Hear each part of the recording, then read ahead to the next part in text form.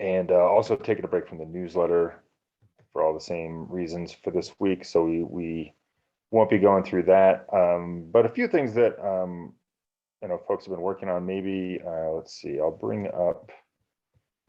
I do have a little bit of an agenda for some things to talk about. And let me screen my share my screen. Either one should work, I think. Okay. So yeah, these first two are some things that I wanted to bring up, but maybe first we could start with some of the stuff that Spencer and Crystal and some other folks have been working on over the last week. Spencer, you want to talk about DAO Lens?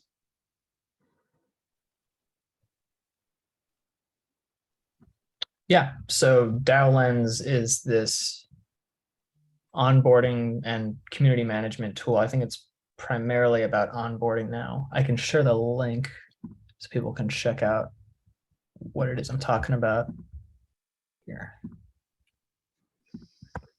It's this cool way that people can get onboarded into JournoDAO just through like a web link, so they don't have to start in Discord. So I think that can be a bit disorienting for people. Like this is a kind of way. Yeah. Oh, perfect. Oh, that's where you start logging with Discord.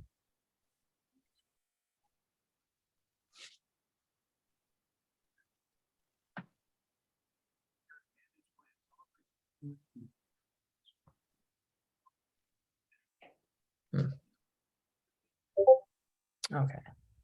Yeah, I already went through everything, so okay. it's not gonna. Let me see if I can back. Here, I can back through it.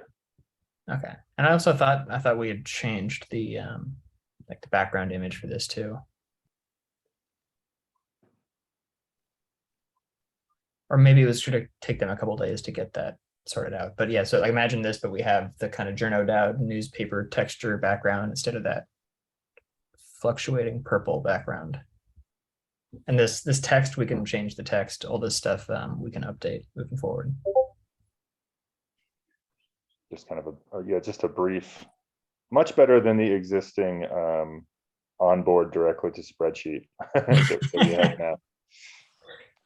I mean, this actually does gather all these responses and puts it into this kind of spreadsheet like. Is effectively astrology for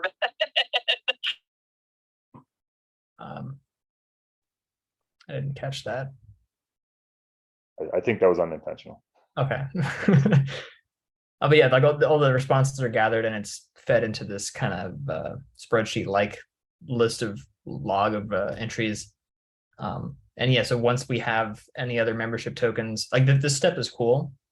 You can actually set up multiple options there and multiple kind of gating mechanisms. Like one of them is like you can do an interview gating mechanism.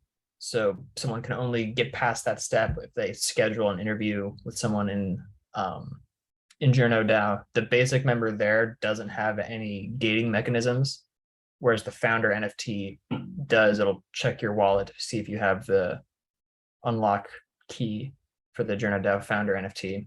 But there's like a couple of different ways that we can like reconfigure this. NE Siri, you have your hand raised. Not sure we've been acquainted. Yeah, hey, I'm Noelle. It's nice to meet you, Spencer. Hi.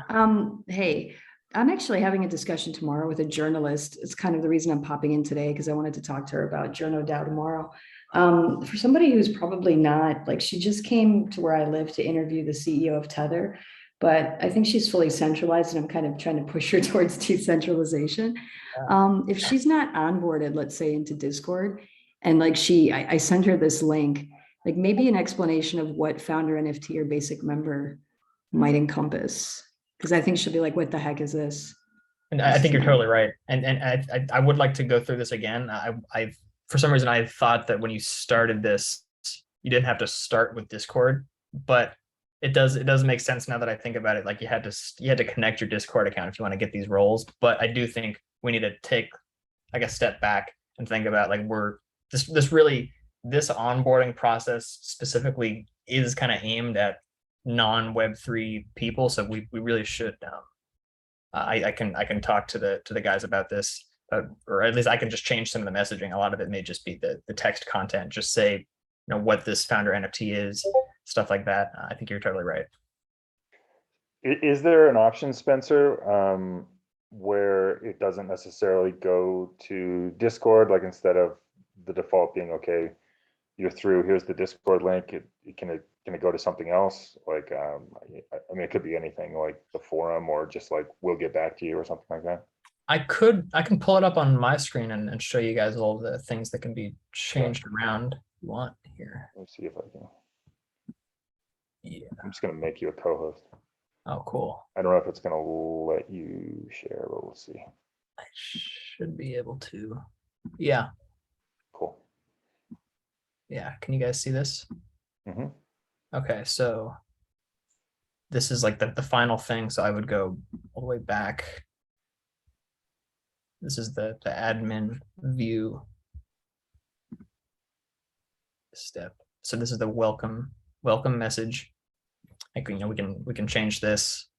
I'm still not quite sure how to share this admin link, so I'll need to check in with them so that I can give that to you guys as well. So we can customize this. Some other little bits about it, another just text slide. Now this is where we assign roles to new joiners, and this, I think, to any series point, I think this is why we would need to connect with Discord from the offset, because there's this stage that has all these roles and customize. So if I assign another role, because I've connected this to the JournoDAO server, and because I have admin within the JournoDAO Discord server, this is the list of all the roles in the JournoDAO Discord server. So if we create a new role, like I created the role basic member just for this, because there needed to be some role there. So we can create any kind of roles that we think are necessary here, and then specify certain onboarding requirements. So wallet holdings, if it's token gated, if they have the founder's NFT or some other token that we could use to specify, like to token gate roles in a certain way, we can have that. I haven't tried interview gating. I would imagine that would just, oh, there you go. So when you put in your Calendly link there, or the new Web3 one, and then task submission, I guess that's pretty open-ended as well. But I do think to get at the concern there, I think we could put in a link to some resources about, like, make a Discord account. I think, like, if that's what's needed for this onboarding process.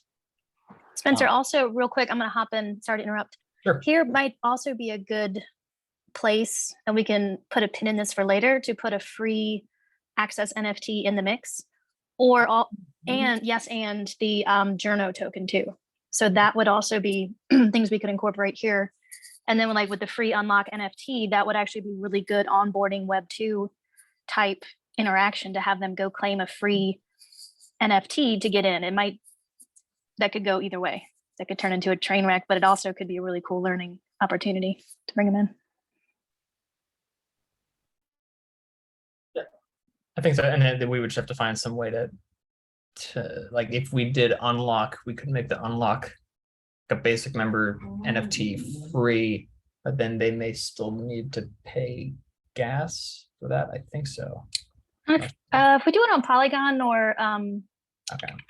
there's another one where it's like super cheap or almost free, or like $1, but that's like a whole can of worms, I guess. I'm opening. So Yeah, I mean, I like that idea of this being like the first step into Web3 that journalists can take, but I also think that any serious point about, like, it may just be too overwhelming. Like, if we should have some path into JournoDAO that doesn't require experience with Web3, I think, just so that they can get acquainted. But that, like, if we could just make a basic member token, and like, if they're curious about getting into Web3, this could be their first learning experience. we can also airdrop it to them. Oh yeah, Like yeah. after they do the interview process with the Google form, Yeah. then if we have their email, we could airdrop it to them. Like have two options. One is completely no Web3 version at all. Just come join us. The other option could be airdropped UDT or unlock token that then allows them without any risk to see what it's actually about and then come in that way. Okay.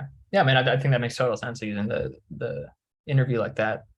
I can add that other stage there, actually. We could do that in like such a way where like there's one role where it's like the role is like spectator or something, and so that just kind of proves that you're human, and it pushes you through and you get like Discord access, and that's fine, and maybe kind of limited Discord access. And then there could be another role that's like, like Web3 basic, and like to get that role you have to like watch like basics of how to operate a MetaMask. There's so some kind of quest that gives you like basic Web3 knowledge, and then like maybe if you complete that, you get a different role, and maybe you can be airdrop some Journo tokens or something like that. Okay. And I Yeah, think that's a Right. great idea because you could also do read only. The spectator token could be read only for general and intro.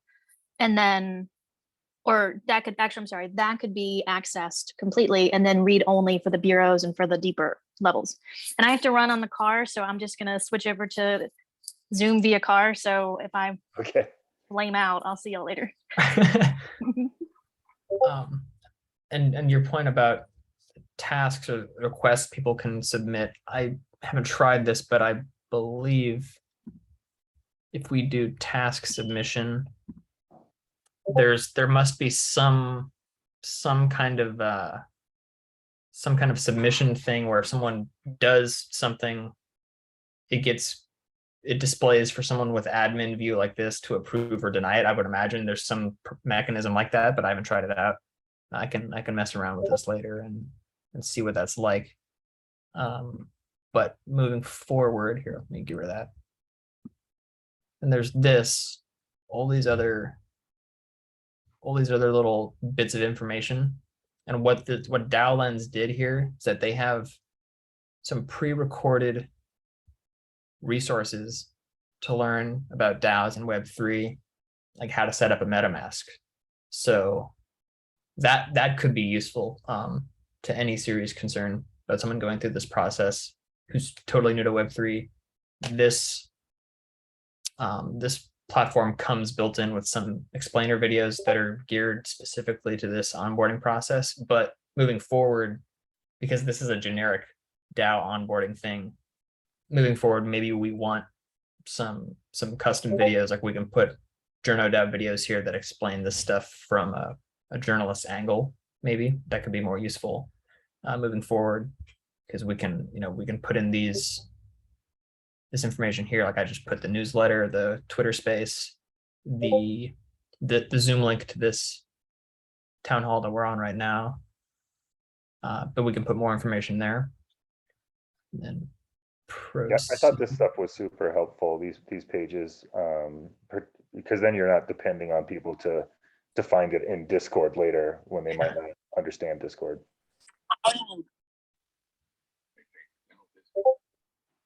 Someone else trying to say something? I don't think so. I think it's just background noise. Okay. Proceed. Yeah, and so I toggled off a lot of these other ones because we haven't gotten there yet. But when we get to the point of using these voting mechanisms, I can put these on the little videos, like little video modules that people can watch. But I didn't want to complicate it too quickly because we haven't started using these yet. So proceed, and then this is the link people use to start this onboarding process. Something like this could be included on the JournoDAO.xyz website. And here are the responses so far. Testy. So these are the skills. Oh yeah, there's a skill selection step too. I don't think that was something that we're able to customize just yet. Also, I think this platform I think they're still setting up some of this stuff. But yeah, so this is what the response kind of forms look like. So it's not quite a spreadsheet, but it's just like a more visualized equivalent of a spreadsheet, I guess. So yeah, that's the DAO lens situation.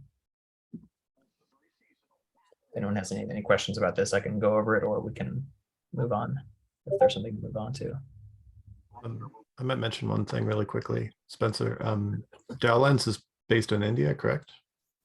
Yes, I think so. That's what I presume. I spoke with their team. So it's probably a fair bet that they'll integrate Polygon if they haven't already. Yeah, I mean, I think that's just totally reasonable. Yeah,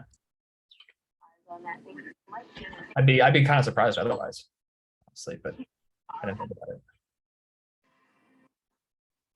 And honestly, I mean, there could be a good that could be a good little resource to include here if we want to get JournoDAO members or journalists or whatever used to operating on Polygon. Like that, I'm inclined to see there's a lot of like educational friction there. Just getting Ethereum, just getting to Ethereum is probably really complex, yet alone to something operating on top of Ethereum. But we could start putting these resources out there and easily accessible. Like the what is MetaMask? I'm sure they're gonna, if they integrate Polygon, they'll probably have what is a layer 2, or maybe they already have something like that and I just overlooked it. Guarantee you they've already been paid to put something out eventually. Yeah,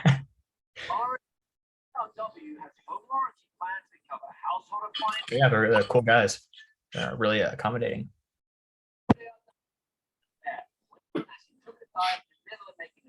Yeah, I can stop sharing this screen then. We're done with that. I don't know if Eric's present, but there may be some agenda to follow after that. Yeah, I'm here. Sorry. I was just wanted to see. Noel, did you said I don't want to make you have to sit through everything. If you had just like one thing that you said you showed up to chime in on. No. I was showing up today just because actually I have to talk to this journalist tomorrow. And I just wanted to sit in your session today and listen more on what's all being done here before I talk to her, because I've only attended one town hall. So Gotcha. I'm just Okay. shutting up and listening to you guys. Okay, just wanted to give you the floor if you needed it for anything. So okay, one other thing from the last week was that Keith has set up a Mastodon for JournoDAO, which I haven't spent a whole ton of time on, but I think Crystal has, but she's transitioning to her car. So maybe we can move to the next thing that I had. And before I start to monopolize things, did anyone else have anything to add to the agenda? I mean, I could give a little overview of the conversation we were having about the story NFTs and how that could be a way that the JournoDAO can start doing Web3 journalism in a relatively low cost way. I was talking to Keith about this actually too, as he was driving me back from the farm. We're talking about ways that we can just kind of define processes for people to contribute to JournoDAO that don't require as much administrative like hand-holding and administrative overhead. And I was actually kind of thinking about this in terms of human algorithms, like follow these steps to get, once you're onboarded and you want to contribute this way, you can do these things, you can reach out to these people for help.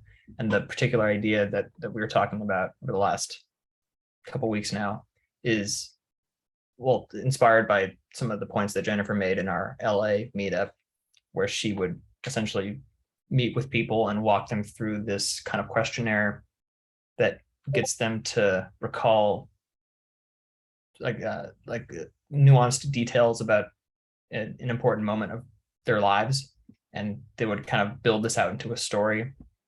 And then she's kind of focused on telling these stories and getting these stories out of people, because like a point she made was, if you ask someone for a story, they may not have it configured, they may not have that experience configured as a story yet, but they have details that they can share, and then all those details can be configured into a story.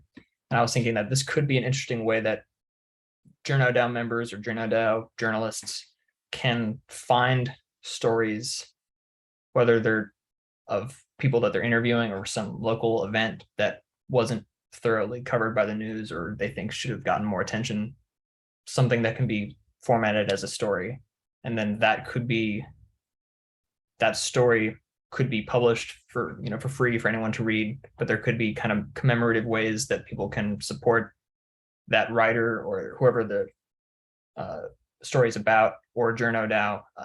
Like the mirror writing NFTs have splits. I don't know if you've looked into Mirror NE Siri, but have you looked into that Mirror.xyz? You know what that platform is? Yes, I do. Okay. Yeah, so like something like that, or there's other NFT platforms that, it could be photos. It doesn't have to be stories, but something that allows JournoDAO to kind of market stories and then send most of the proceeds back to whoever wrote the story or whoever the story is about. We've been having some conversation about platforms to do that, and then once we figure out what the best platform is, which still isn't clear to me, I'm kind of thinking it may end up being Doing Good, actually. I'd like to try out their platform. I think Crystal's tried that. But like if once we identify the best platform for this, then we could define a process for JournoDAO journalists who want to contribute to JournoDAO to follow this process and submit some NFT that can have revenue split between like 10% goes to the JournoDAO treasury, 15% whatever, and the bulk goes to either the person telling the story or the person who the story is about, something like that. Like a lot of this is becoming very, very feasible, but it's still not clear what the best way to do it is, to me at least. So this actually totally ties into kind of what I was going to propose, or at least kind of float for brainstorming. So let's put a pin in that. And real quick, Crystal, if you're there, did you have anything to add about the Mastodon thing that Keith's been working on before we move on? Because I'm a little out of the loop on that, but I know he wanted to make sure that was mentioned on the town hall. Yeah, I kind of, sort of, but I don't really understand the techie part that Keith was getting at, but I think the general premise is to create a way to put Mastodon in a way that's more like dev heavy. Like there's, I don't know, like an API or things can talk back and forth and hop over. So I think that's kind of the gist of it. We looped in Angela from Unlock Protocol, who's also she's their dev relations, but she also is a full stack. So I'm hoping to get her in that conversation too, and then kind of get multiple communities in on that, because I think we're going to need it like really soon. So. I mean, just a quick question about Mastodon. I don't think I've ever used it. We'd be using it instead of Discord or instead of Twitter, or in addition to those two. So I'm on a single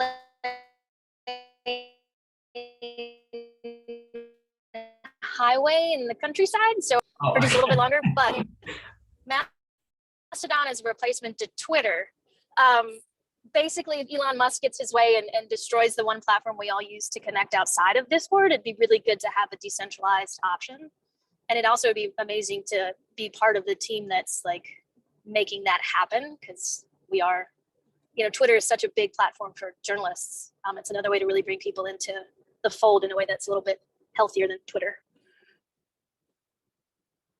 And I'm sorry, this is like common knowledge about Mastodon. It's not a Web3 platform, so we're not having to make the Web3 pitch to get journalists onto Mastodon. No, it's this is where I get a little foggy. I believe it's open source social media platform. It functions like Twitter, but I believe you stand up your own nodes, and this is where I completely don't know exactly. I have no idea what I'm talking about. But I believe you have more ownership over like the way the servers run, or more access to the backend server action. That's correct. Sounds cool. It's decentralized, but not necessarily Web3, is my understanding. It's like a precursor to Twitter. It's been around longer, and it's where a lot of open access, open source communities kind of form, and then they stay there. So Yeah, that does kind of sound perfect for us then. Yeah, I think the biggest thing was that it's harder to find communities. Like I used it years ago, and it's really hard to find people that were on it. So I think that was kind of where Keith was getting at by creating something to bring people over, is that it allows people to connect more. And I don't know anything beyond that. That's kind of just like the esoteric interpretation.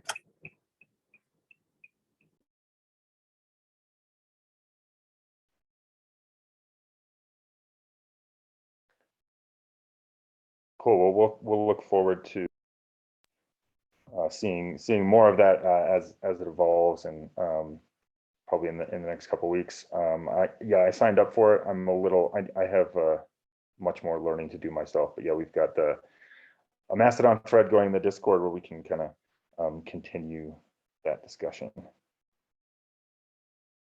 Anything else on Mastodon, real quick? Okay, so kind of circling back to what Spencer was saying about storytelling project and the writing NFTs and the other different tools that could kind of flow into that. So I've over the last couple of weeks just kind of been thinking about potential ways to tie together a lot of the the things that we've been talking about in these meetings, and in terms of a project to actually do some Web3 journalism, versus talking about what Web3 journalism is or could be, to start to put those things into practice. And just over the last few weeks, I guess, kind of starting when I was in Argentina, and then also in LA with Spencer and Keith and John and Jennifer, and then also here in my own hometown. I've been having a lot of conversations just about kind of the fallout of COVID. In particular, my friends and I always kind of try to diagnose the labor shortage, which is definitely a thing here, and I think is a thing almost everywhere, and it's kind of perplexing. And I've been I've started more actually just like talking to business owners that I know, friends that are unemployed or choosing alternative employment methods like some of us, even chatting up a few people who are unhoused, I guess is the appropriate term, homeless or living on the street.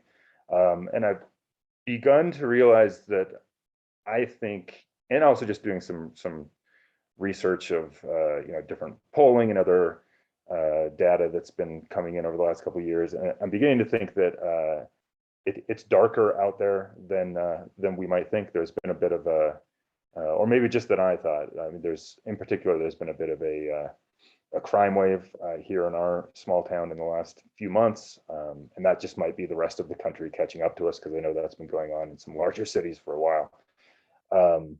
And so how all this ties into Web3 and JournoDAO, as I began to think, okay, how can we take this from just a few anecdotes of me talking to people and pulling together some of my own research into a more comprehensive reporting project that kind of paints a picture of what the hell is actually going on in the last couple of years, and what the fallout of the pandemic and everything else has been.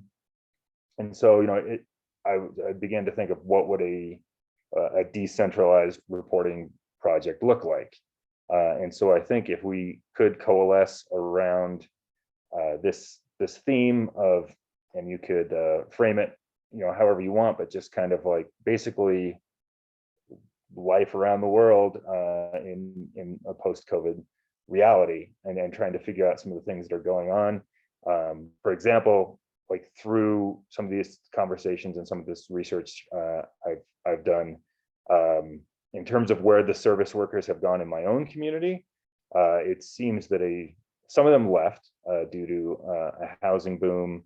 A lot of people, people moved here, because they could work from Zoom, and this is a tourist community, it's a ski community, it's a pretty desirable place to live, and it's cheaper than California or New York. So a lot of people moved here, bought second homes or running Airbnbs, and drove both the rental and the real estate market like through the roof.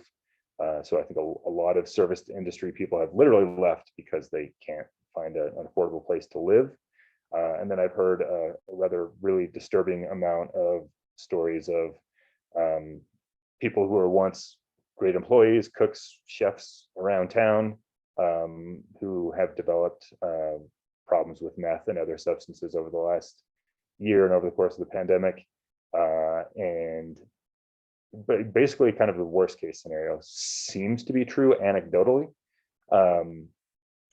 But it would be interesting to try to gather, this gets into what Spencer was talking about, to try to gather more of these stories from not just me in my town, but from trying to connect with other, it doesn't even have to be journalists, citizen journalists, just anyone, kind of out there that resonates with this idea of kind of trying to tell the story of what's going on, almost in a what was it after the Great Depression, the WPA, Crystal probably knows, there was a program where they sent around tons of reporters and photojournalists just to document the Great Depression.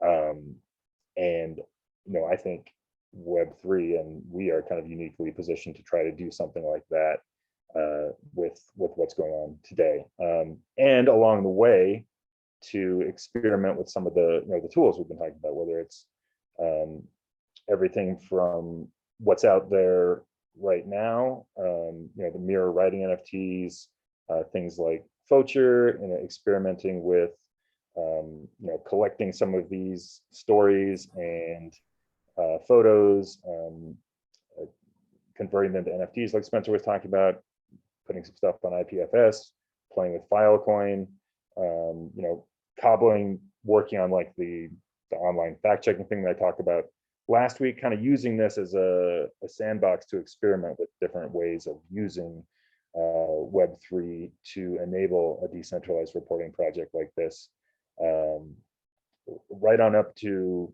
and this can feed into the other thing I want to talk about, which is funding, is I think we could do like a proof of concept that some of these tools can be used to enable like an actual journalism project of significant import like this. We could do that with existing tools, and it could also, as a proof of concept, and that could then flow into maybe a larger proposal to integrate all of those tools into one purpose-built protocol. Like we've spoken with Edgeware about this, and there's some other protocols out there that might be suitable for something like that. I dug in a little bit into Near, that seems perhaps suitable for something like this.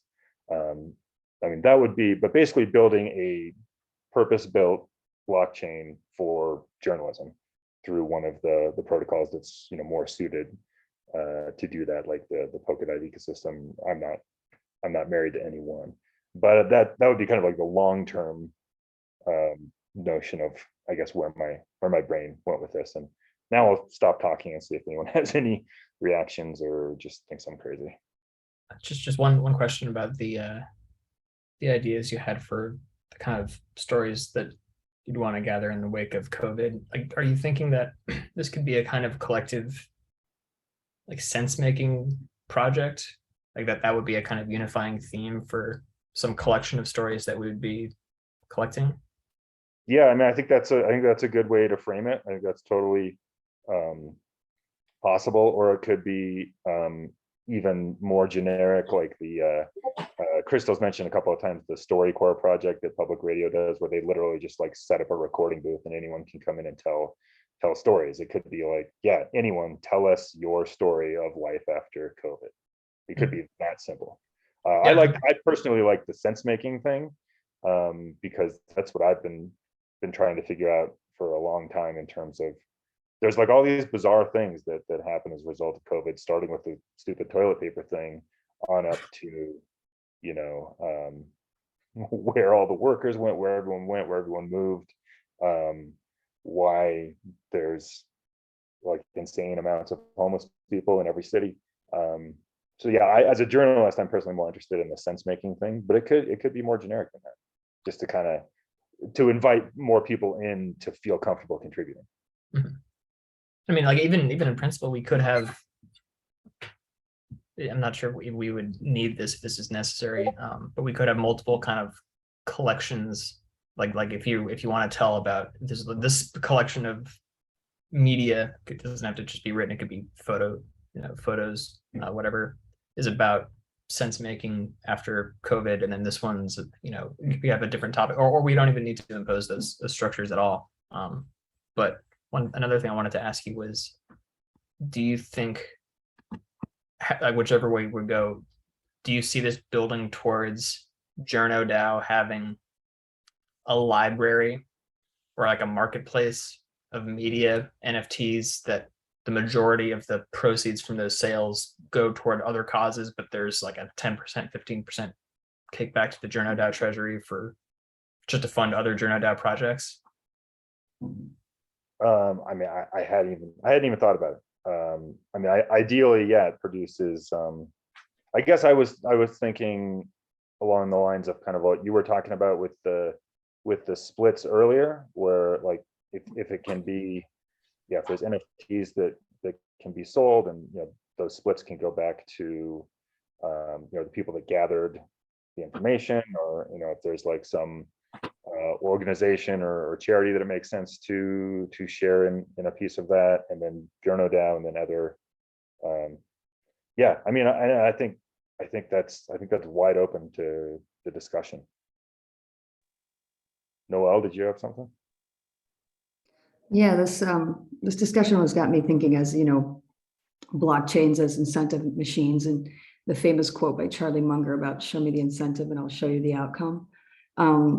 So I was thinking, like, you have everybody writing articles, but it could also be really interesting if, like, whether it was the title of the article or the thread, if you use something like Dream Studio, and you create like AI images for their NFTs. And then I know you're looking into Ocean Protocol as a possible marketplace. I feel like if you house all of these articles on some kind of decentralized server, and you use like compute to data, that you could obfuscate obviously the private information in the articles if there was any, but that alone in all the articles has a whole lot of data that I think could be really, really useful. Like if you're talking about this COVID, everything that's happening with COVID, right? Like that's a lot of fascinating data that would be aggregated article after article. But then again, it ties into kind of like what you were talking about before with like authenticating your document. Like if you have statistics, that they're like real statistics. But I could see these articles having some real value in the data that they're holding, which could be, an NFT, right? It's an NFT data token. So just my 2 cents. Yeah, 100%. I think that sounds great. And yes, not coincidentally, we have a grant application into Ocean Protocol that would help us set up a marketplace where a lot of this material like it, and yeah, the other data streams that could come out of a project like this, to make that available and through Ocean. I mean, yeah, I think that could be a huge part of the experiment. And also, I don't know how you guys feel about this, but at least in my mind, it's not necessarily a problem if we have projects that are taking place on different blockchains or on different protocols and aren't fully interoperable. I mean, I think just having this kind of network of journalistic Web3 projects all kind of unified just on like the human layer, even if it's not technologically interoperable, I in my mind, that's not necessarily a problem. I think it could be kind of cool, actually. Yeah, I mean, I'm not particularly like completely religiously wedded to Ethereum, And I think, if the goal is ultimately to build some sort of systems for doing and consuming journalism, that is for a mass market, like we may never get to the point where everyone's going to be comfortable, like, okay, I'm going to, log into my MetaMask to go check my subscription at JournoDAO. Like if the goal is actually to build a system where it's Web3 powered and it's blockchain powered, but those are just the rails that you're riding on, and the reader doesn't necessarily know that they're even using a blockchain powered publishing system or whatever. Then I mean, if that's kind of the goal, where it's like it's Web3, but Web3 is in the background, or it's just in the infrastructure, I think there definitely could be other ecosystems out there that might be better suited to that. But I don't know. I mean, I think that's all to be explored. Yeah, what's up, Elton John? Yeah, I would agree completely with that. Well, and I've just heard a lot from some other DAOs talking about not getting married to certain protocols, because something could go wrong with that protocol, and then all of a sudden your whole thing is screwed. And so it's scary in a lot of ways to do something like that. But I think there's a lot of room potentially for JournoDAO to be kind of what you were saying, as like almost like a conglomeration of different ways for journalism to take place within the Web3 ecosystem. And I don't even know if it's necessarily, I mean, this is a much broader macro discussion about just JournoDAO in general, but is things that JournoDAO wants to promote, or does it all have to be related to Web3? Could it be more of just like I don't even know what the proper term would be, but a thing that just promotes healthy journalism, and also with a view, or with a nudge in trying to push in new techniques and technologies and stuff like that to kind of progress journalism into a healthier sphere potentially. So that's kind of a lot of the stuff I was just thinking about. But I think, as far as I think it's really interesting to hear about all these different protocols. But man, how do you pick? I don't know. There's so many good ones, and it's amazing to me. It's just a lot, so many of them seem to be very good for what a certain thing is trying to do, and maybe that will kind of rise. Certain ones will rise up, over time to be more applicable to certain particular areas of journalism or not, or whatever. Yeah, I mean, well, first of all, I completely agree, and everything you were saying about kind of, I mean, I think that's more where I'm at with the mission, for me personally, and why I'm involved in this. It's definitely, for me personally, it's less about the Web3 and more about the journalism. The goal is definitely to improve journalism, and I really think that Web3 is really cool and kind of inevitable, and I just think it's a potential way to improve journal. Yeah, basically, I agree with everything that you said. Yeah, and I don't know. Let me see. What is? So I have a list of things we could go through here. Oh yeah, Artiva. Okay. I need to dig into that some more. Yeah, I mean, I could give a little brief thing about that, because I think we may have talked Sure. about it last time. This gets into some of the ideas we're touching on. We could, because I messed around with this, thinking if this would work for. Actually, I think Nick should go first. He has his hand raised. I didn't see that. Oh, you can go, Spencer. Okay. Yeah. So in one of the last calls, we were talking about ways that we can split up proceeds for an NFT sale between JournoDAO, some JournoDAO contributor, and then some cause or charity, and have a three-way split there. And only Artiva, I don't think would allow for that. I think what Artiva would allow for is situations where we have a JournoDAO marketplace with a few JournoDAO members who are curating submissions to that marketplace. So let's say there's three of us, three JournoDAO members that are curators on this, and then someone else comes with with a few photos that they took in some photojournalism project, and they wanted to list those on JournoDAO as a way to contribute to JournoDAO, and also JournoDAO can promote those and perhaps increase sales of those. And then perhaps any kind of marketing there could offset the cut that JournoDAO gets. So like there could be like financial ways that this can financially support JournoDAO contributors conceivably. But this, I think Artiva would be perfect for that. But for any kind of conversation about splitting it 3 ways between a contributor, JournoDAO treasury, and a charity, maybe Doing Good is the best place for that. But Artiva, I can set that up. I can set that up today if we want to launch a JournoDAO photojournalism marketplace. Maybe Crystal has some photos that could be like the initial library that this has, and then JournoDAO we can find ways to market the JournoDAO library. Oh, there's better thing. Yeah, I mean, like what I may be confusing these two and like talking about them both in this conversation, but I think Artiva would be good for if someone wanted to submit photojournalism NFTs and just have the proceeds split between JournoDAO and JournoDAO and the contributor. I haven't used Doing Good. I thought maybe that would be better for like a 3-way split, but maybe not.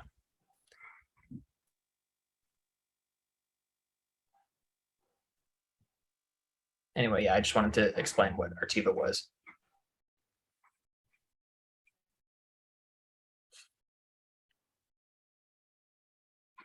Nick, you have something?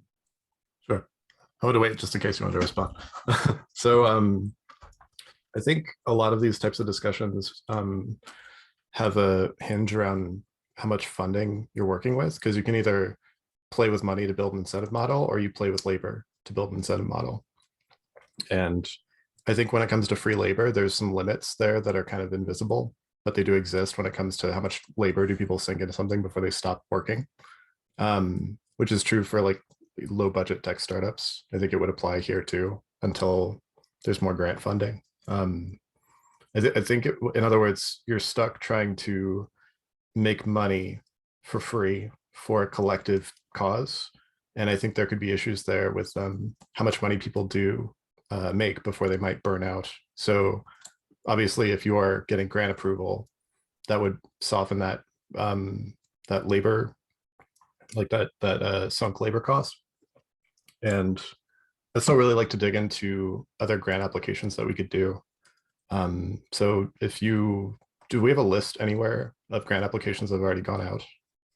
Because I do still have that list. Yeah, the only application that is out right now is the ocean one that Noel mentioned. And so this is kind of, and maybe you have some of these or you can add to this, Nick, but this is kind of I did a round of just a couple hours of research and kind of looking like, okay, now post bear market, like what are some protocols and other opportunities that are still, actually kind of funding and haven't pulled back their grant funding. So Edgeware is within the Polkadot ecosystem, and we had some conversations with one of their with Rich, who is from Descent Partners, which is kind of like I forget how he described it, but it's almost like a headhunter or something for potential grantees, and they're still in business, and they funded a podcast as like basically their first like media funding thing. I'm trying to find okay, I don't have it up anymore, but and it's called GMI in Crypto, I think, and it's June Ian Wong, who he does a lot of stuff. He started AC. You know what this is, Nick? What's the group? The journalist. ACJR. Yeah, ICJA. Is that what it is? ACJR. ACJR. Yeah, the Association of like correspondents and reporters in crypto or something like that, which is basically a really cool Telegram group. And so he's been in crypto for quite a while, and so that was kind of the first thing they did is they funded 4 episodes of their podcast, and I know he actually was the first to refer us to Edgeware as like, I want to look into these guys for some funding, and so they're definitely interested in kind of that like working with us and kind of like that more like protocol centered vision of like, okay, what would a journalism purpose built blockchain for journalism look like? And that and because that is a big question to answer, I have an outline on my personal Google Drive of, most of it we've all talked about here, but like what that could potentially look like. And so there's some potential funding from them, and like we kind of have, started a relationship there. But I think there would be a lot more to hammer out there for sure. And then, so just on this list, there is like, other potential. These are things I think are at least viable sources of funding, like right now, that are like maybe worth an application. The Radar Future-thon, I think that somebody mentioned that. Radar is a pretty cool org, and they're basically having a hackathon next week. That there's a bunch of sessions, and it's all virtual, and then there's you submit a proposal, and I think they have like up to $5,000 to give away. I think John Nicholas, you're the one that mentioned that, and I personally don't have the time to commit to it. I don't think I would be able to sit through like the whole week. Yeah, there's a lot. Yeah. I won't be able to do all of it either, but I am going to try to catch what I can. I went through something really similar to this in the spring, that maybe not want to do one like this again. At least for kind of like the return on investment of time is kind of like, I don't know. But no, I get it. Yeah. But I wanted to share this link in case people might be interested for their personal projects. If somebody really wanted to dive in on behalf of JournoDAO, I would certainly encourage it. But I was just kind of looking at the schedule in my life, and I'm not going to be able to participate in that one. We mentioned the Ocean Protocol grant application that is in, and I believe Noel would know, but we'll hear about that in a few weeks or by the end of the month.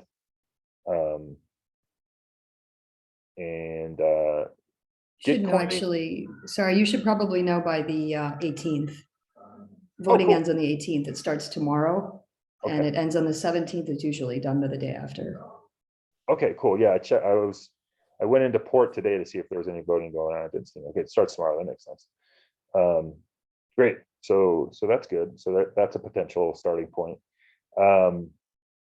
And Gitcoin, as always, like it seems like they're shifting to a protocol, or they're building a protocol in addition to their like regular grants rounds. That will be interesting to see how that shapes up. There was like a newsletter about it with not like a ton of information. It sounds like they're basically deploying a protocol that could basically be used as like a native tool for doing fundraising, like on your own, which is, anyway, I have thoughts about that, but so that's something to keep an eye on. And I've spoken like in the past with Scott from Gitcoin about the idea of possibly doing a journalism round for Gitcoin. So that's something worth circling back. I was going to ask Crystal about the opportunities for Unlock. I know they do some what is it, like funding when it's like redistributive. No, that's not the right word, but retroactive. They do like retroactive public goods funding. I think that's for fairly small amounts, but that's a potential option. The Knight Foundation has a journalism program that is like always open. It's like really, like I think I think we're maybe not there yet in terms of being ready to put in that application. It's usually for larger organizations. The only reason I even put it on this list is because they funded a lot of journalism and artificial intelligence initiatives in the last year, which makes me think like, oh, maybe they're kind of open to more forward thinking things. But it's one I would probably still wait on because the application could be a big lift, and I think it's a small chance, but for typically larger amounts. There's the founder member NFT discussion, and this gets into what I think Nick was saying, where it's like there's grant money where you can get a lump sum and then go do the work, or you can do the work and then try to sell it as an NFT to then fund what you've already done, plus work in the future. And that's kind of the crossroads where we're at. We're trying to kind of one-off things with writing NFTs. We could go that route, selling journo tokens, and I think we will go that route. I don't know when that would become a sustainable source of funding where we're not basically relying more on our own free time, as Nick was mentioning, which is tougher.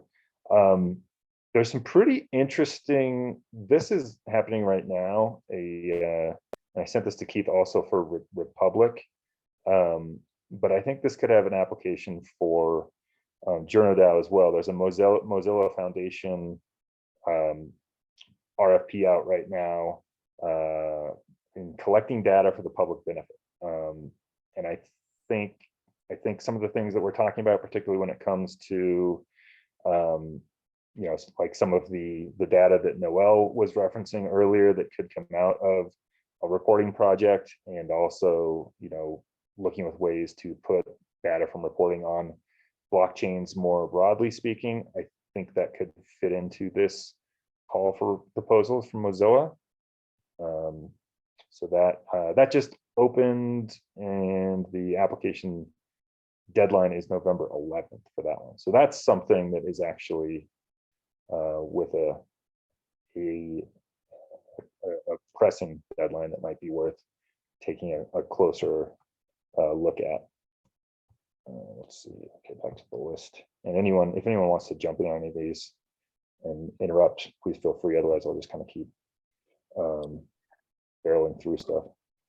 Real quick, you had mentioned that you might have known like a I don't know, grantee headhunter. Is that, were you the one that was saying?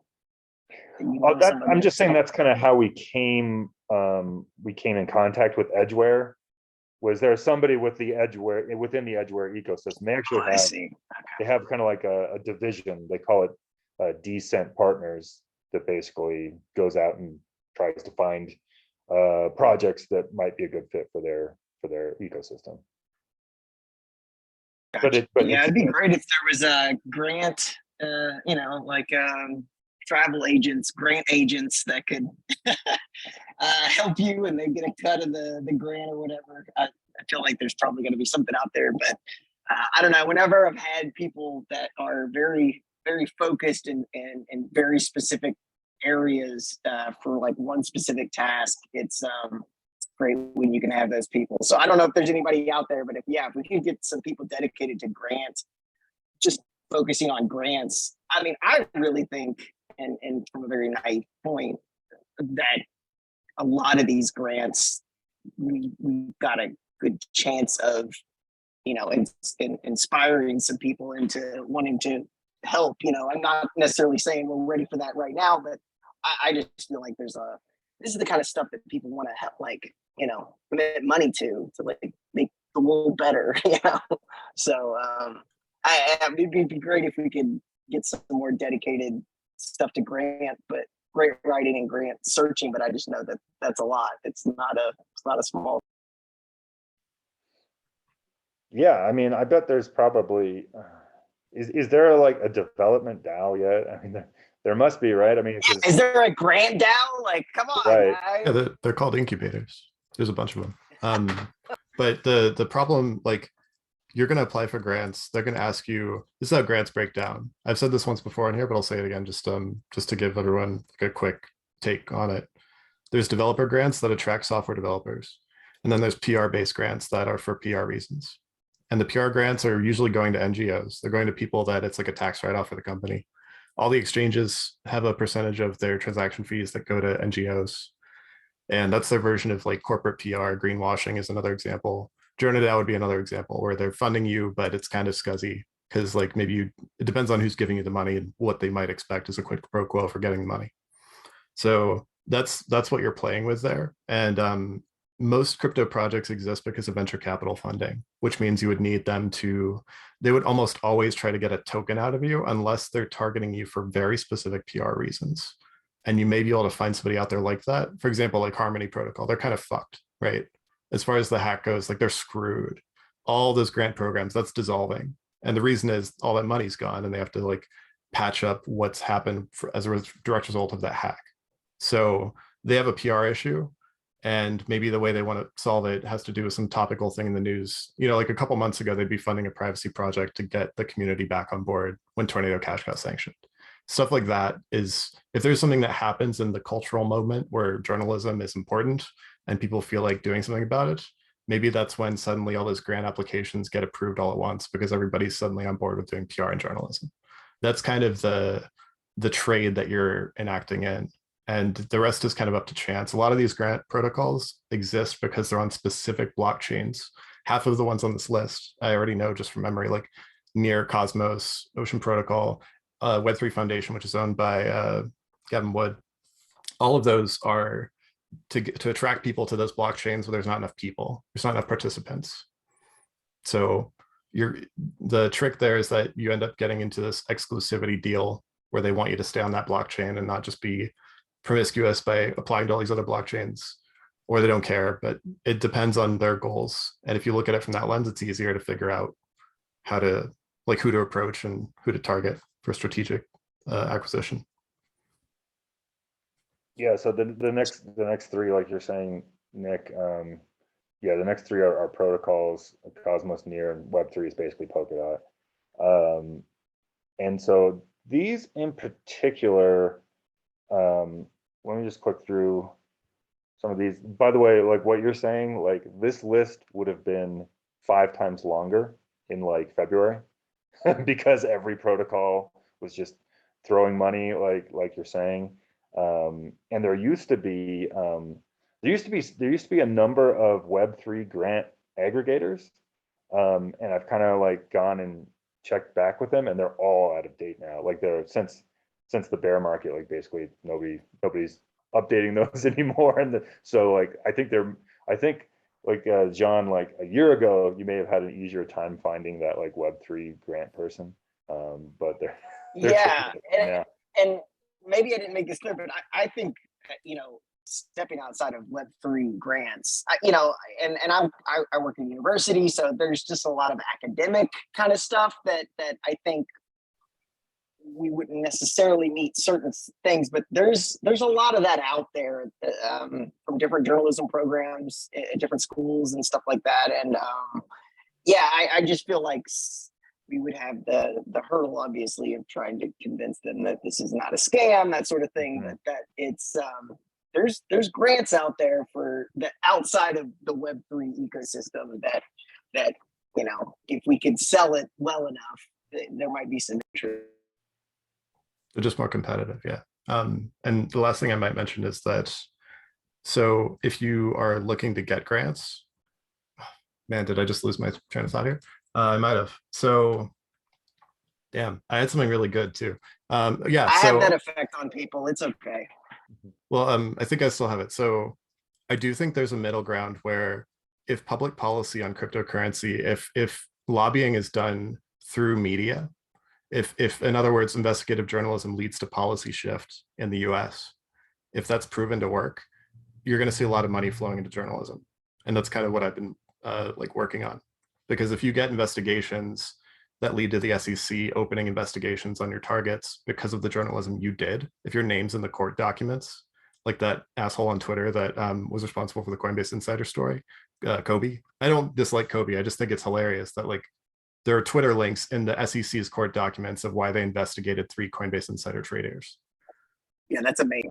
Like Twitter is where that came from, and that is truly ridiculous. So if that were an organization like Coin Center, for example, they're getting a lot of attention and money now for that reason. So I don't want to derail the whole meeting, but like that's where my head's at with that question. Is it's actually true advocacy that could shift policy. So it's kind of like lobbying with journalism, but there's no business model that exists there that I know of.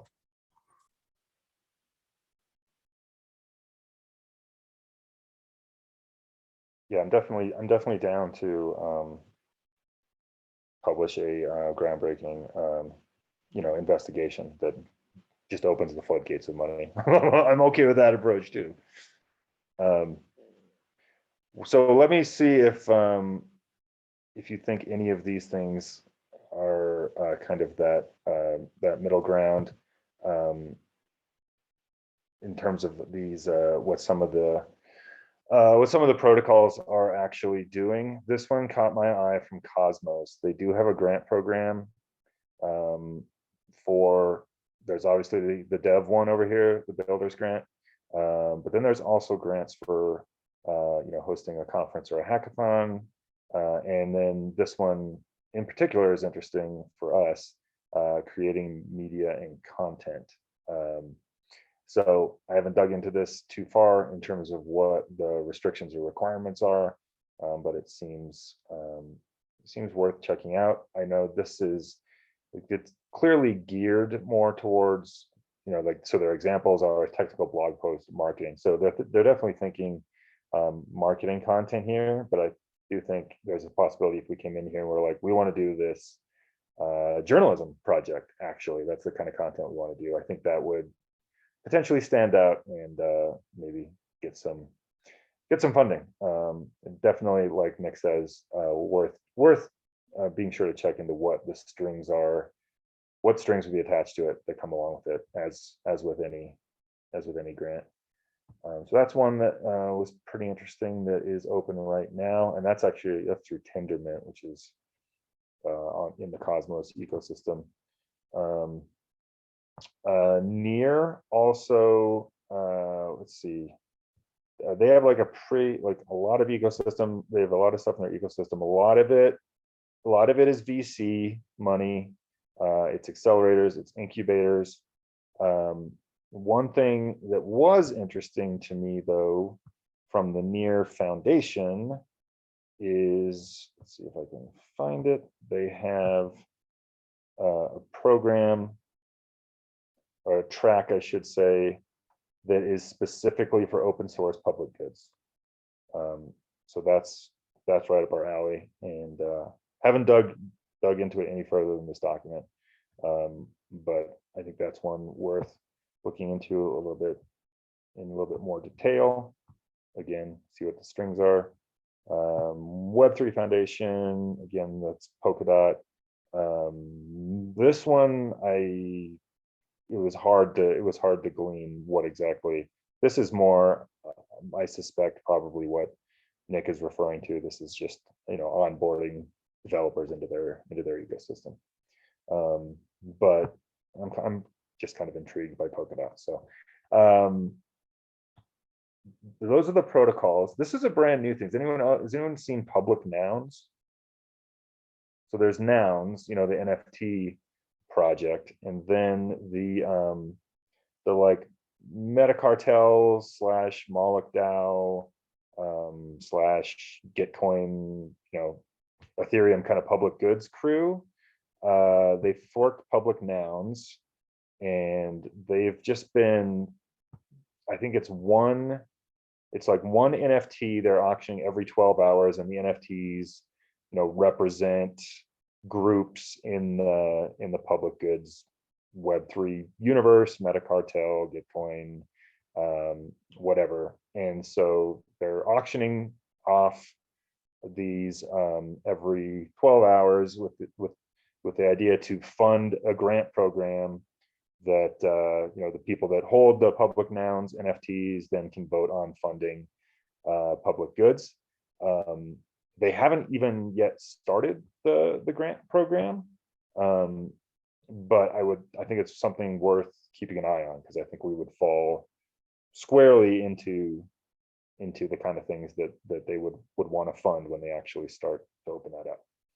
So, that's basically in just a couple hours of research and kind of going back and revisiting stuff that was available during the bull market that doesn't look like it's available or active anymore. This is what still kind of seems to be out there, maybe worth pursuing. So there's a few different directions to go there, and that's just kind of the landscape of funding options, I guess, as I see it. Nick, was there from stuff that you've seen or the list that you've had, is there anything glaring that I'm leaving off or? No, but I think it might be interesting to, I haven't done this completely, but I've kept track of a couple of grants that have gone into projects that appear to be funding public goods, mostly funding institutions, as a way to ingratiate cryptocurrency projects with certain strategic institutions. One of the larger ones that I always think about is BitDAO. Gave $80 million for their education DAO grants program to a series of colleges in the US, mostly Ivy League schools. And I probably, Eric, I probably mentioned this to you before, but the person running the grant program is Berkeley. That's the group that runs the grant. And the person that runs BitDAO is from Berkeley. And he ran Decrypt Capital, where he's basically using this over $1 billion DAO treasury to fund a bunch of personal projects where he has personal connections, and then also fund investor related schemes related to people that actually gave the money to BitDAO in the first place. So it's like washing money, but it's like, I always think about this because I know somebody that works with the community at BitDAO. I helped him get his job, and he's running the community arm at BitDAO now. And he's written one of those grant proposals, which was passed. I think they got, it's for Embassy, AEMBASSY. I forget the amount, but his name's on the grant. He wrote it. So yeah, that world all seems very chummy, and it definitely seems like knowing somebody, right? Classist, yeah. Yeah, well, something like that. I think it's fun. It's mostly funded by a few very high net worth individuals, from what I understand. Yes. Yeah, I signed up for like alerts from basically every BitDAO account that I could find at one point, just to kind of try to figure out what's going on there. But it still seems pretty opaque to me. Even their Discord server is very opaque. But yeah, Yep. if anyone has, if anyone wants to invite any of us to dinner with some BitDAO insiders, I do know. I'm a member of IE Embassy. Oh, you are? I translate for them in Filipino, yeah. Well, there you go.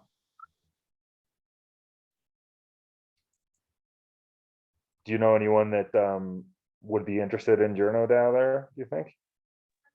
Oh, not sure, but I can post. Okay. Does anyone know ReToken? It's RE, and it's the RE is for real estate. Yeah, I'm a member of that too. Okay. Because the guy that started that at one point was quite involved in BitDAO, and I don't know. Yeah, he was the one who kind of like nominated me to be an ambassador for BitDAO. Okay, so we're talking about the same person. Okay. Yeah, Jason. Mm-hmm. Yeah. In Denver, yeah. Yeah. So we had a bit of a I don't know, we had a bit of a falling out over DAO Denver stuff, but I don't think there's any hard feelings. So maybe it's worth reconnecting.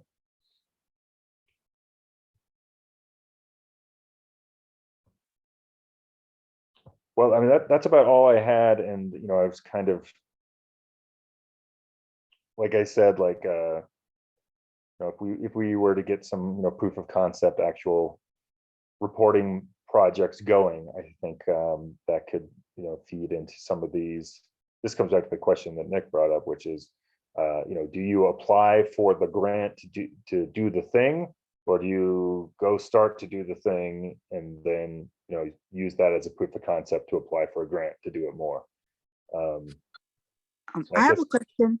Are you all familiar with Momentum DAO? I'm also part of that, and they do.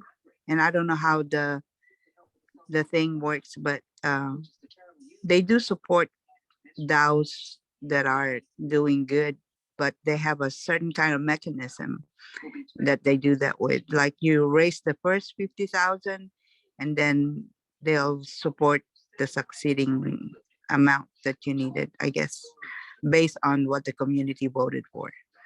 So if you want to look into that, It's just Momentum DAO. yeah, Momentum DAO. I did get some DGen Board Ape, you know, from them. They did some DGen board apes. Huh.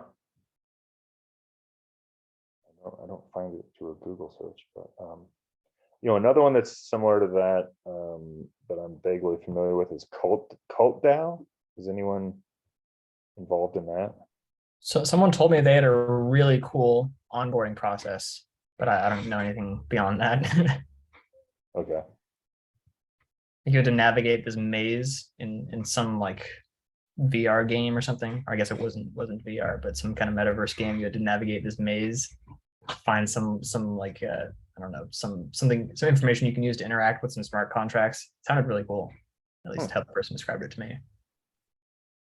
But I have no idea what Cult DAO does beyond that. I mean, they basically just fund stuff. And like they're more of like a Web3 venture capital model, but then they do have this like kind of public goods thing that's off to the side that I made a note of once as something worth following up on.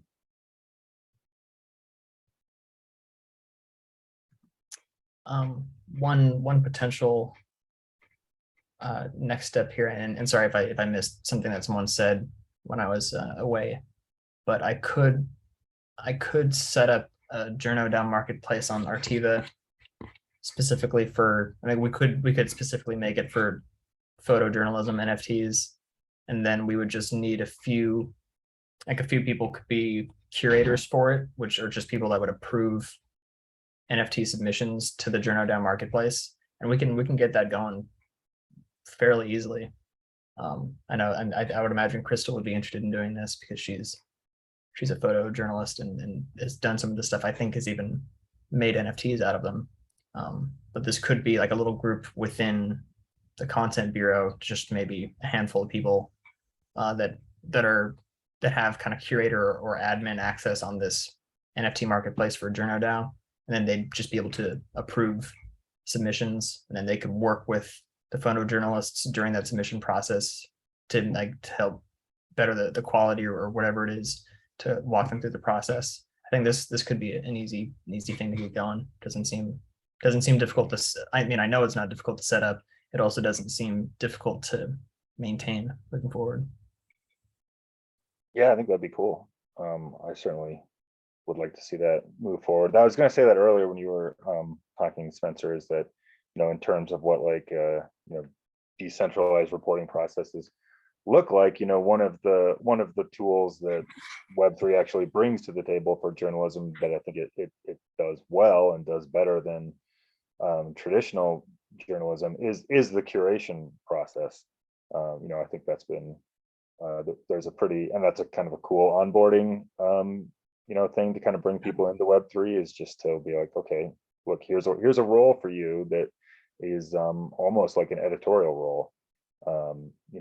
It's kind of a cool baby step. So yeah, if we could get like something going on Artiva and then like dovetail some curation process into that, I think that could be a really cool proof of concept for something.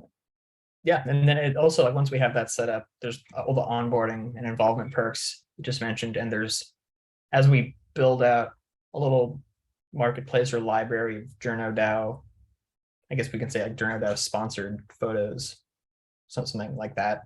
We can figure out the messaging, but that's content to keep marketing on Twitter or wherever, and then it also could be revenue for the treasury and contributors as well.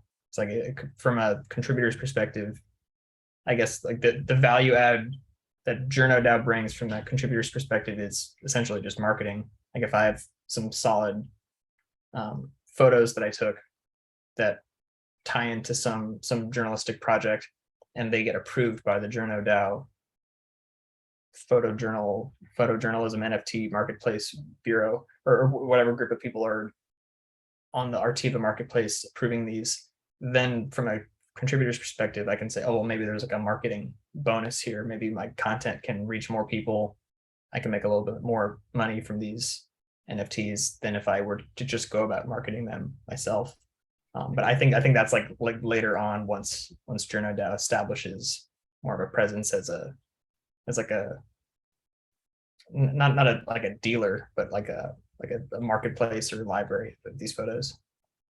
You know, the worst kept secret about people who work in any kind of mass media or broadcasting or journalism or entertainment is that we're all insecure on some level. So any level of validation that can be provided by being endorsed or approved by an organization like JournoDAO, like I know from experience that can be enough for a lot of people. There's the value add. There's the JournoDAO value validation. Right. We see your humanity. We acknowledge that you exist. That's funny. Yeah, quality control, I guess, would be a more professional way of stating that. Yeah. Yeah, but I mean, this is like a really easy thing to set up. Because I was messing around with Artiva. It's set that up in a matter of minutes. Cool. Shoot, John. Yeah. So kind of going back to what you were talking about, Eric, about you know, the post-COVID kind of results, where things kind of are sitting and going with that. Has there been much of talk about like using a DAO as a news team on a specific story? You know, the big stories all usually have like a group of people that are working next to each other, you know, in a newsroom. Has that been discussed at all as kind of using this DAO format as a way to potentially do some big stories like that in a way that, in a collaborative way that, you know, would also accommodate people that are not sitting right next to you? I just wonder if that could be another interesting use case, but also at the same time, this idea of kind of having some stuff that to get going, you know, to get things moving and to also like establish some credibility, I guess, with kind of JournoDAO of like, here's this thing that we have done, and also, you know, kind of going on to what Nick was saying of like getting mentioned in some of these, you know, court cases and stuff. And is there a thing that we could start trying to facilitate where we've got some specific things that people are kind of just contributing to and helping out in however they can? You know, I just, it seems like there might be something there with that. That's exactly what I'm talking about. Yeah, that's kind of what I would hope that this would come together to look like, is, yeah, basically DAO as newsroom, more or less. But because it's decentralized, it's actually beyond the DAO. I mean, it runs through the DAO, but, you know, you're like reaching out into opening up to, you know, contributors in a more decentralized way. And then there's, you know, there's centralized aspects of curation and stuff. But I mean, yeah, that's like the whole reason that JournoDAO exists, is because I was like, dude, if you had like, it was because I looked around Bankless that had like all these people doing stuff, and I was like, if all of these people were journalists or trained journalists, we'd have like the most powerful wire service ever. So yeah, I mean, yeah, that's kind of the end goal in my mind. Yes. Sorry. Yes. I have a suggestion. If you're planning to open this to the global community on your collection of COVID, I think it would be helpful if you have a formatted Q&A that people can use, just so that they have an idea of what questions to ask. And then after that's done, they can formulate it into an article or a story together with the photos that they would have collected during that time. A lot of people may want to contribute, but they're not really journalists, but they're within the community. So that's just my suggestion. I like that. That's a good idea to have basically some templates that makes it as easy as possible for people that are not necessarily trained or have less experience, but want to contribute. I think that's a great idea. Yeah, and if you need global input, that would be easy to promote. If they already have that, they won't be like, what will I do? What will I ask? Things Right. like that. Then we just need to find somebody that can translate that in Tagalog, right? Do you know anybody? The global community is more than Filipino, so yeah, and 90% of Filipinos can speak English. Thank you.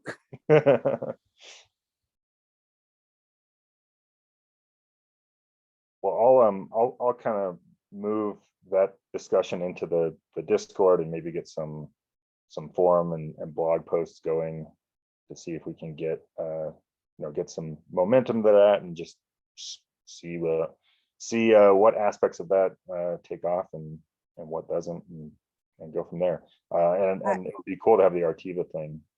I also have a suggestion. I don't know if any of you all are in Clubhouse, but there's a ton of journalists in Clubhouse.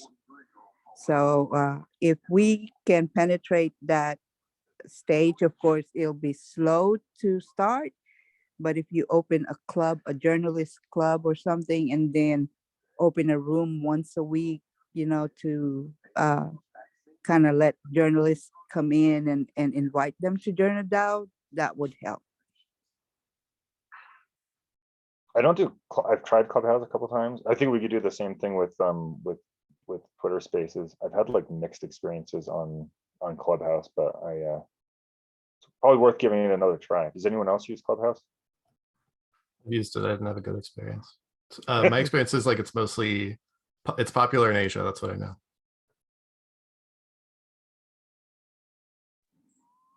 Yeah, I've used it a bit. I mean, basically, when COVID was really going on, there's a lot of people on there, and then a lot of people left.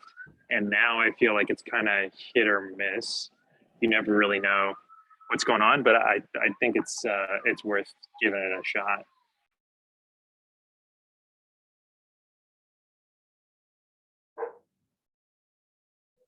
Cool. Well, I got somebody at the door and a barking dog, so I'm going to jump off. But this has been a really cool discussion. I look forward to following it up. Spencer, you're a co-host if anyone wants to stay on and keep the chat going. Otherwise, I will see all of you in Discord. All right. Thanks, Aaron. Thanks. Hey, Spencer, See real quick, I everybody later. had a question for you. Sure.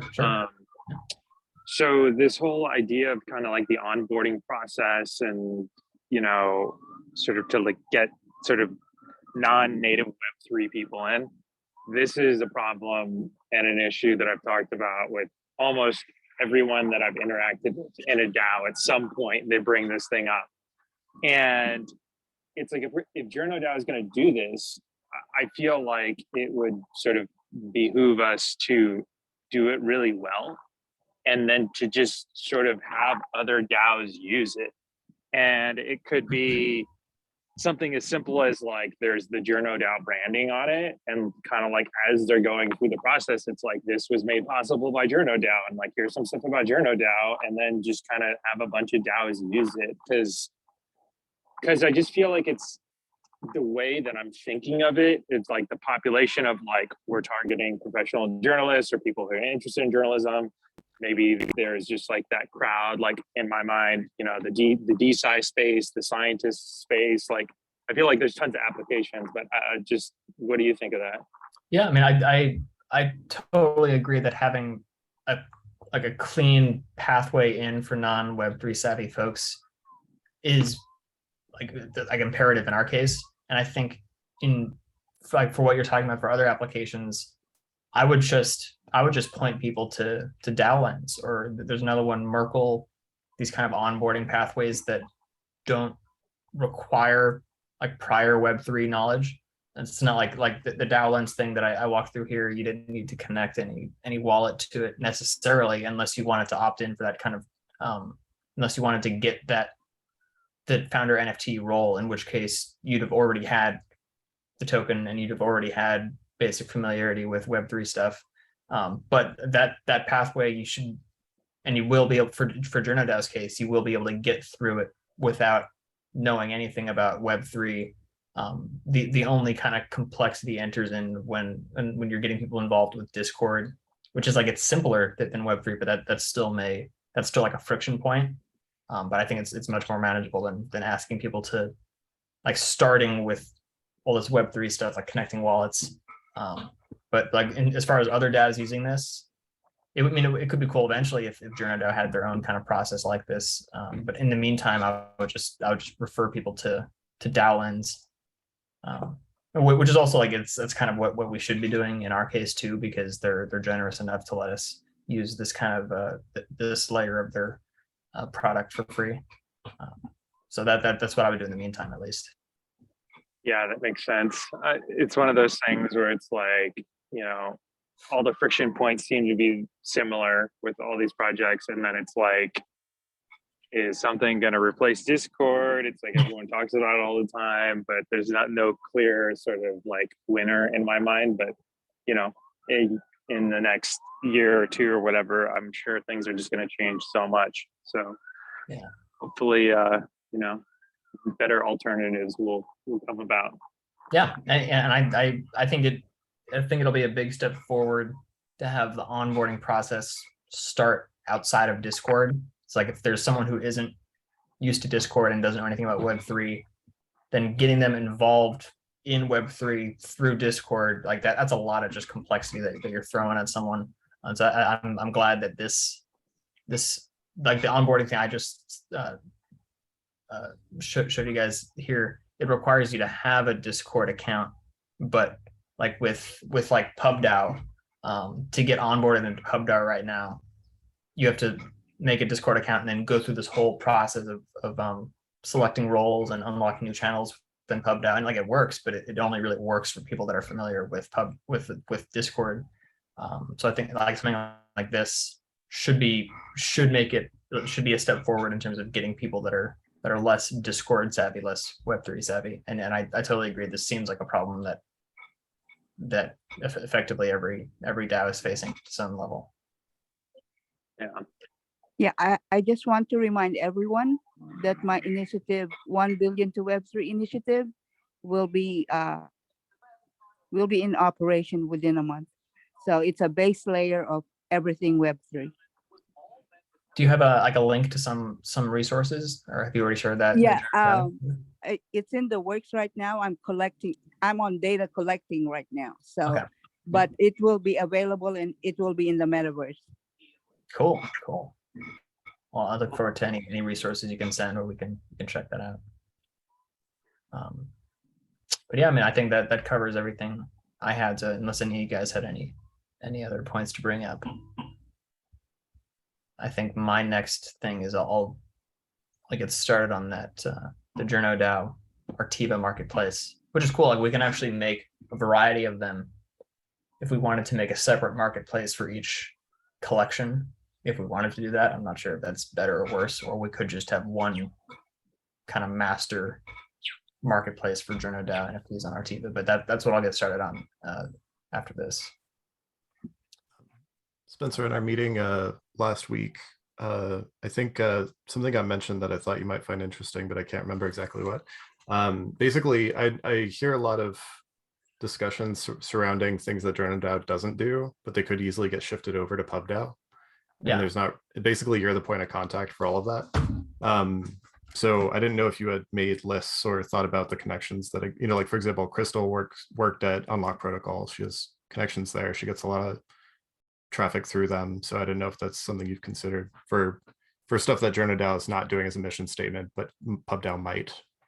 Yeah, I mean, I think there's like in certain respects, there is a lot of overlap. Like, we're talking about figuring out what a publication, what an on-chain publication looks like. and actually some of the conversations in PubDAO now are about like just new kind of, you know, spitballing about what an editorial team protocol would look like how you can kind of launch a Moloch DAO. What if there's a DAO like structure that takes the form of a protocol that's optimized around the editorial process, and that can be an open source thing, like something like that. That would be a really cool project for JournoDAO or for PubDAO. And I think a lot of this stuff about building like a Web3 kind of media like ecosystem, I think PubDAO is broader than JournoDAO in that sense. And I think JournoDAO can plug in certain respects. And I also think if JournoDAO moves in the direction of having some kind of a credential, where if there's some kind of rubric or some kind of exam or some kind of way that we can use to like educate people about journalistic practice or kind of gauge their literacy and all this stuff, there could be some kind of a certificate that JournoDAO gives out. That as an on-chain certificate can plug into like paid writing opportunities that someone can get in PubDAO. So yeah, I think that there's a ton of overlap in certain respects. I keep coming back to the stuff that I've been thinking about for Anon Beta. And it's the first time I've ever written down some of the methodology stuff. So I wanted to think about how that translates to what I'm doing for JournoDAO and for other groups. Because it is all basically the same formula. It's just about getting the shared vocabulary and then getting the right people to connect with each other and talk about it. Yeah. I mean, I think that's like, now that you brought that up, that's like that's probably the best example of some kind of overlap between what JournoDAO and PubDAO are doing, because it's like they're kind of it almost kind of seems like organic, like they can fit together, especially if the Anon platform is going to be open source, however that turns out. Like say that Decrypt approves of what's going on with, you know, this 2-month-long pilot program idea, and they want to give it more funding. They probably won't, but if they do, I think that affects JournoDAO. Yeah. Because it should mean more funding comes into the sector in general if people see that Decrypt is doing it. Yeah, and like more opportunities for Web3 journalists too. Yeah, so the way I'm thinking about that is right, because that's, if I can find a way to distill that into a 1-sentence pitch to people, I think it might make things simpler. Rather than like, I've talked to you for like months and months about this, and you know, God help you if you've read all my messages. Yeah. Yeah, man, I think like the point that you zero in on, at least one of the points you zero in on, that's salient for me, is that this is like the point of like interfacing between journalists and people that can like read ledger data on a blockchain. But like there's like people that are literate in reading Etherscan, but just don't have any bearing in terms of journalistic practice. And I think like the kind of like that interfacing that you're talking about, I think is critical. And I mean, I don't have enough visibility into Decrypt to know like what the prospects are for funding something like this. It's possible as far as I know. The other one is OCCRP, and if I get them, I don't think they're going to want to like work with JournoDAO necessarily, but if I start talking with them and a couple months go by and things are going well enough, I really want to get the credentials and the reputation somehow. And then like I mean, I totally agree with how you describe your strategy there for me of just becoming familiar with how they do things and getting like a rapport set up with them, and then gradually introducing them to this Web3 stuff. But yeah, I think like starting with to work with JournoDAO, like it may be too much like the process up front for them. I don't know. Without a streamlined process and like an established NGO that they see it on the website and there's a credibility there, it takes away from that a lot. So I think building out the NGO side of JournoDAO might be a way to like maybe get more grant applicant, I guess, make the grant look less risky and more legit. I think that is part of the, right now JournoDAO is a C Corp, Delaware C Corporation, and I believe the intention is to pursue some nonprofit status, but I don't know which one would be good. Maybe like an industry association, but I don't know if that's what Eric was thinking or if that's what anyone else here is thinking, but it's totally possible. I think going the nonprofit route. And I think they'll get it too. I think once they file it, they'll probably approve it. Yeah, it's pretty low threshold there. So once that happens, then you can start trying to become an institutional player. But until then, it's like, it's kind of like PubDAO. There's a lot of ideas, but it's mostly internal, and there's nothing external that you can point to for credentials. exactly. And like, and from the outside, it kind of looks like there's not much going on even. This is something like Reza said about PubDAO, is that like if from someone whose only visibility into PubDAO is like Twitter and externally facing stuff, then it kind of looks dead, even though it's like all the conversation is just internal.